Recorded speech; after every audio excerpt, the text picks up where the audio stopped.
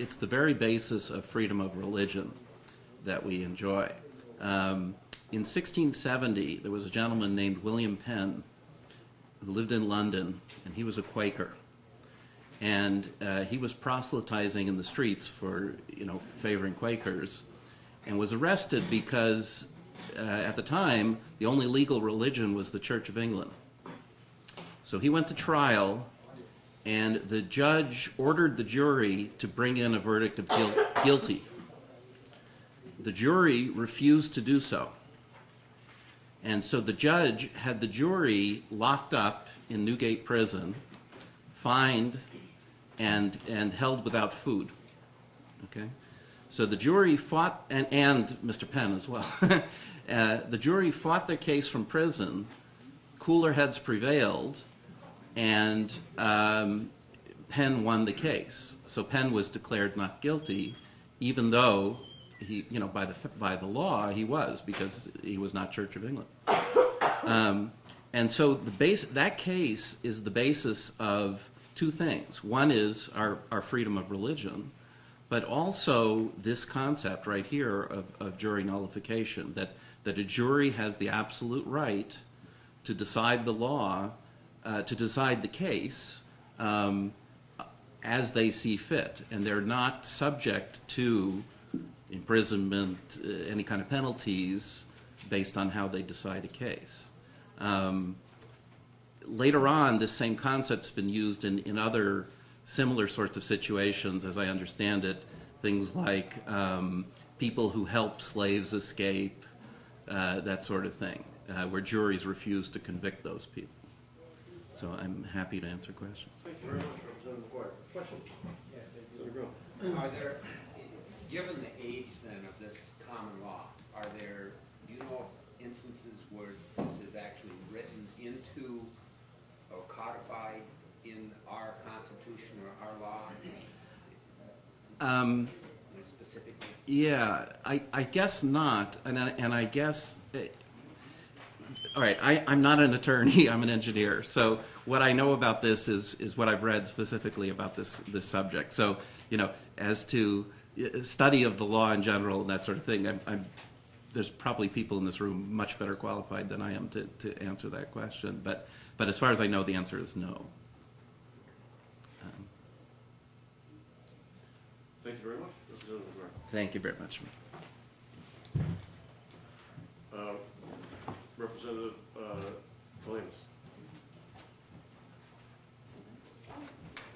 Williams.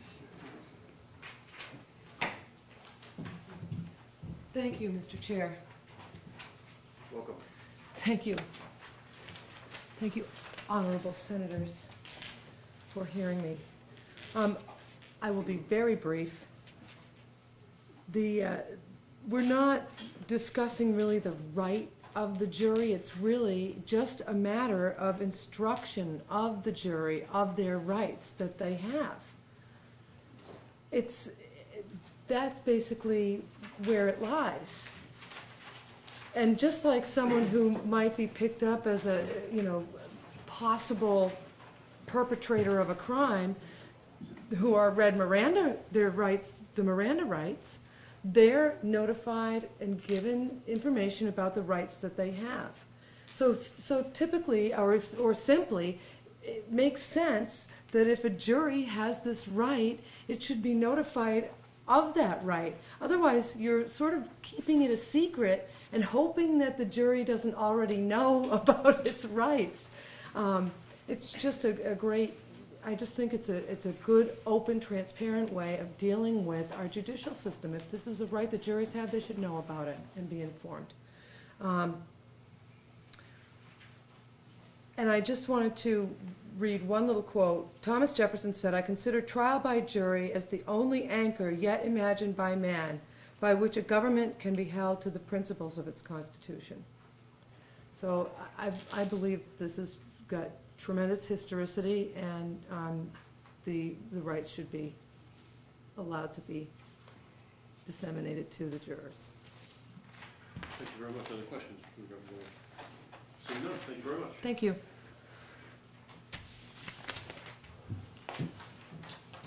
I'm just going to note for the record, there are a number of individuals and representatives that have signed up in favor but not wishing to speak. This goes into the public record, becomes part of that. So, Howard Zibble.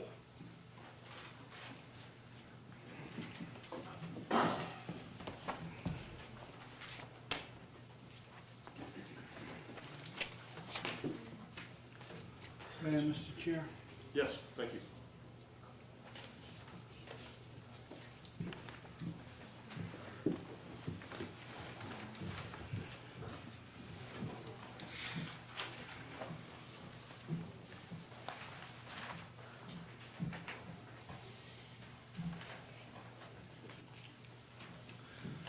Good afternoon, members of Senate Judiciary. It's always a pleasure to be here. Howard Zibble, General Counsel to the Supreme Court and the Judicial Branch. Let me from the outset state that the Judicial Branch does not have a position on the bill as amended by the House. And you've indicated that. I'm sorry for not Right. saying that. Yeah. And we did have a position on the bill as introduced, and we did oppose it. And we opposed it because that bill specifically allowed the jury to judge the law, which gets to Senator Groen's question, and the Judicial Branch testified in opposition to the bill, as did the Attorney General's office, because jurors take an oath to uphold the law, and allowing the jury to judge the law runs against the principles that New Hampshire has adhered to. Admittedly, there are some states that in their constitutions allow the jurors to judge the law, but we have not.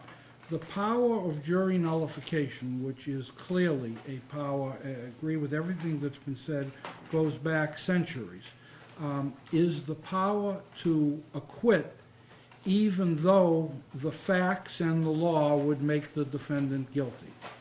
Jurors have the power to acquit. I know probably in this country, at least to my knowledge, the leading case on that a lot of us learned a long time ago was John Peter Zenger in the 1740s in colonial New York.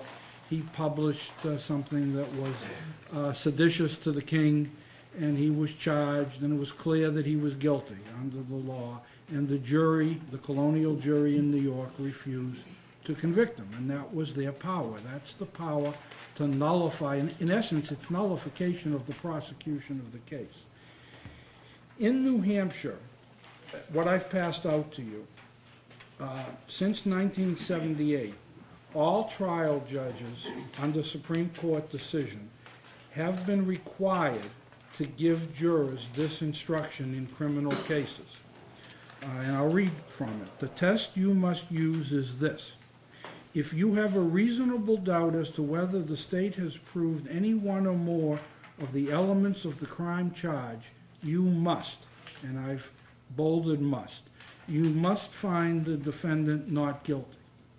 However, if you find that the state has proved all of the elements of the offense charged beyond a reasonable doubt, you should, not must, you should find the defendant guilty. That's, in there is the power of nullification. This, and the Supreme Court has said in subsequent cases that this is a jury nullification instruction. And, for example, Senator Groen's question about how does this apply to Ward Bird's case, this instruction would have been given to the jury in the Ward Bird case. If they found all the facts, they didn't have to convict him. You should convict, but don't have to. Now, the jury didn't exercise their power, but they would have got this instruction, I assume. I have not read the jury instructions in the case, but this is a mandated instruction. So there is a jury nullification instruction currently given. And as I said, the statute as originally introduced just went too far in allowing jurors to judge the law. I commend Representative Rowe, who did do a lot of work by the way, the history of this legislatively is the bill as introduced came out of House Judiciary unanimously, ITL. Went to the floor on the consent calendar, Representative Itza took it off the consent calendar, and it was recommitted to House Judiciary. And that's where Representative Rowe went forward and did his redrafting work, I assume with others, I wasn't involved, and came out with the bill that's before you now. A much better bill, and causes the judicial branch to not have a position. So that's the background. I wanted to give you that background. The other thing I do want to point out, in the findings and intent of the general court, there is a reference to Part 1, Articles 15 and 20, New Hampshire Bill of Rights, and the 7th Amendment of the Constitution of the United States. That 7th Amendment reference is erroneous, because the 7th Amendment deals with jury trials in civil cases. Has no application to this rights of the accused. So that's an erroneous reference in this bill. The reason why the judicial branch can't support the bill and takes no position is really the second sentence of RSA 519.23a as proposed. The first sentence is a correct statement that the juror's job is to apply the law to the facts. That's just a correct statement. The second sentence is one that could result in cases coming to the court on constitutional issues as well as other issues of instruction, so the court is taking no position on the statute. Thank you very much, Mr. Zibble. Are there questions? Yes. Which is the second sentence? The second sentence of the proposed change in the statute. Right, lines 12 and 13. The court shall permit the defendant or counsel for the defendant to explain this right to the jury. That sentence could be fraught with issues. Thank you very much.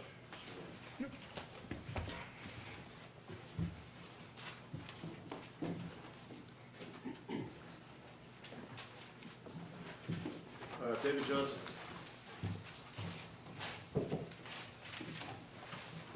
Thank you, Mr. Chairman. Mr. Johnson. Okay, I come to you as a private citizen and one who likes to fight for the rights and responsibilities of the people, which is why this jury nullification bill is absolutely necessary. Philosophically speaking, it is how we, the people, remain masters of the servants to judge everything as it already explained, so I won't be redundant in my testimony. But it's the last defense for the people to be judged by a jury of their peers, to judge the law, and to put it like as the Zenger case came to stand for the American juries, have the power to overturn unfair laws and defeat overzealous prosecutors. And the concept that jurors decide justice becoming a part of American jurisprudence. I've heard many times that it's already instructed to the jurors and part of when they're sworn in. But I have spent a bit of time, more than the average citizen, studying this problem. And one of the biggest reasons in my personal point of view, not an opinion, but in my point of view, is that often, from what I've seen and studied, that the juries will receive instructions so as to box them in as opposed to give them the latitude that they need.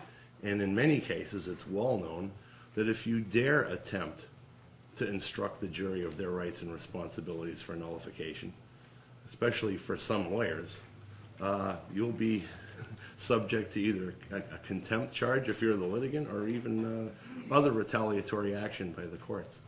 And that's well documented, and that's part of the problem. And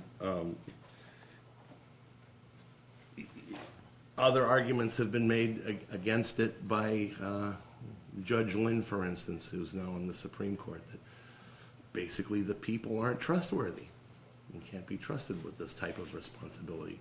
When in fact, if you study a lot of the problems in